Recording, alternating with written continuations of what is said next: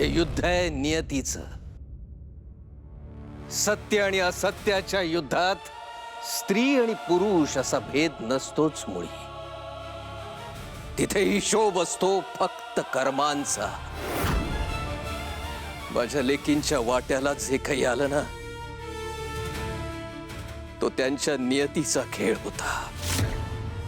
पण त्यांच्यावरच्या प्रत्येक आघाताने, त्यांना मिळालेल्या प्रत्येक वेदनेने त्यांना फक्त एकाच उद्दिष्टासाठी घडवलंय मंजिरी, एकाच उद्दिष्टासाठी, तुझा अंत। नियती, हाँ? सत्य। अरे कुठल्या जगात जगतोयस तू शिवनाथ? हे कलियुग आहे, कलियुग। इथे सत्याला किंमत नसते, सामर्थ्याला असते। इथे धर्म जिंकत नसतो, डाव जिंकतो, कपट जिंकतो। ज्याच्या हातात शक्ती असते ना शिवनाथ, त्याचाच विजय होतो। मान्य आहे मला, मान्य आहे आत्ता डाव तुझ्या हातात आहे, पण तो कायम तुझ्याच हातात राहील असं नाही। म्हणजे रे, वेळ फिरते शिवनाथ, आणि ज्या दिवशी वेळ फिरेल ना, त्या दिवशी तुझं सत्य तुझ्याच डोळ्यांसमोर रक्तबंबाळ होईल। मंजिरी,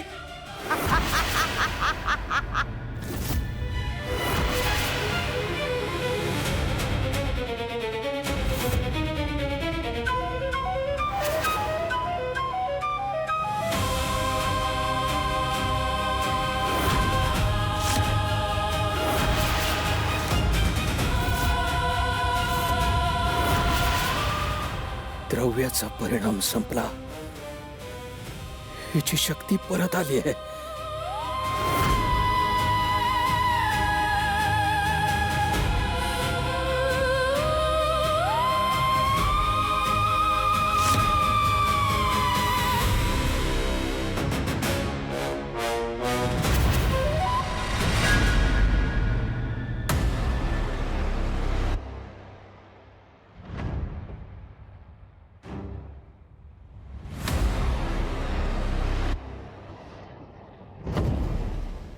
मीरा, वेदा परत वेगळं वागायला लागली आहे। मी तिच्या रूममध्ये गेलो तेव्हा ती नॉर्मल बोलत होती, माझ्याशी बोलली, माझ्याकडनं तिने पिलो मागितला, डॉल मागितली। मग एका क्षणात तिचा मूड बदलला आणि ती माझ्यावर ओरडायला लागली तुझ्याबद्दल। आणि शेवटी तिने मला रूममधनं बाहेर जायला सांगितलं। बाबा म्हणाले होते ना, हे तर होणारच होतं। त्या द्रव्याचा परिणाम फक्त 12 तासांसाठीच होता, आणि आता 12 तास होऊन गेलेत। मंजिरीची शक्ती सुद्धा परत आली असेल। नाही, पण बाबा हे म्हणाले होते ना की जोवर मंजिरी त्या पिंजऱ्यात आहे तोवर ती काहीच करू शकणार नाही। त्याचं काय झालं? हो ते आहेच, पण आता मंजिरीची शक्ती परत आली आहे म्हटल्यावर आपल्याला सावध तर राहावं लागणार। आपण ना लवकरात लवकर ते 5 धातू गोळा करूयात। ओके, करूयात।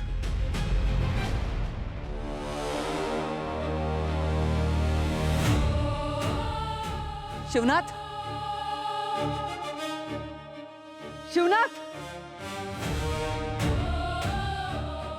मला एकटीला सोडून बाहेर कसा काय गेला? कदाचित त्याला खात्री आहे की माझ्याकडे शक्ती असूनही मी त्याचा वापर नाही करू शकत। पण काही करून मला इकडून बाहेर पडावंच लागेल। मला बाहेर पड।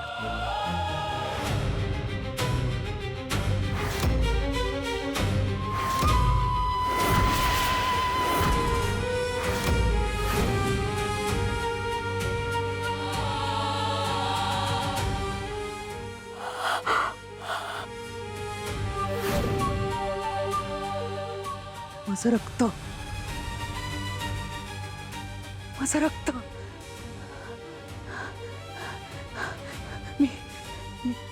मी बाहेर पडू शकते, बाहेर पडू शकते। मार्ग आहे। अजून सगळं संपलेलं नाहीये, संपलेलं नाहीये.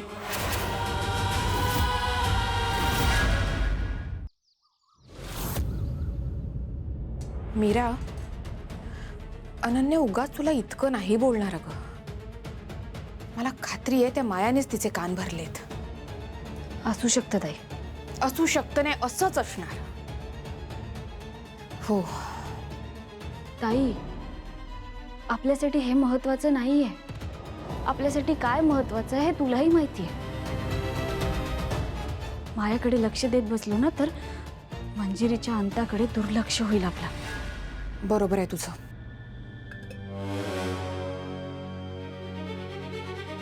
उगाच त्या मायाच्या विषयामुळे आपल्या कामाची दिशा भटकायला नको. एकदा का मंजिरीचा अंत झाला की त्या मायाकडे बघता येईल.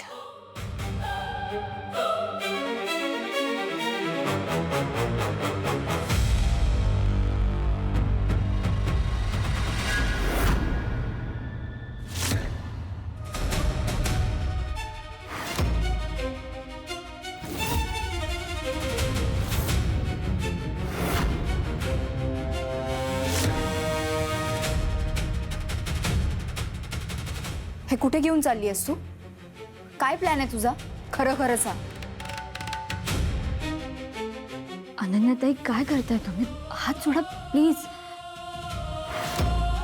हे बघा, हे सगळं समजवण्यासाठी माझ्याकडे आत्ता वेळ नाहीये. मला जाऊ द्या. तुझ्याकडे कधी वेळ असतो ग?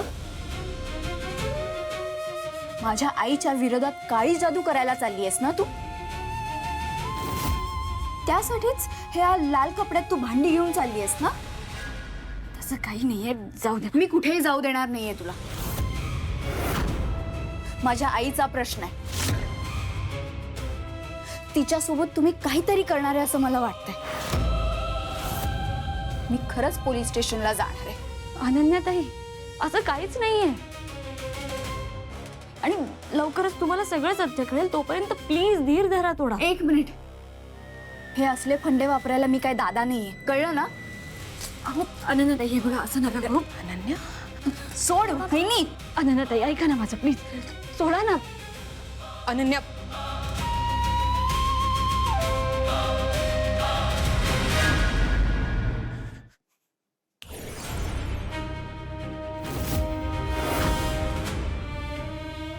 ताई, अगं आपल्याकडे वेळ नाहीये. चल चल.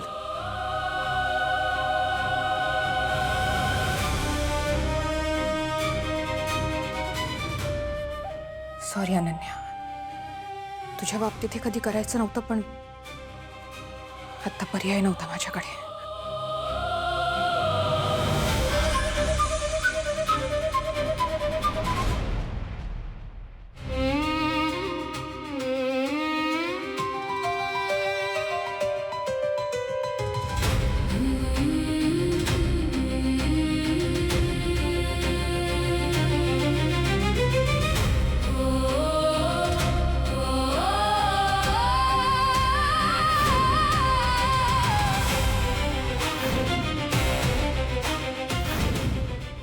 अथर्व, अंबिका, ऐका माझं.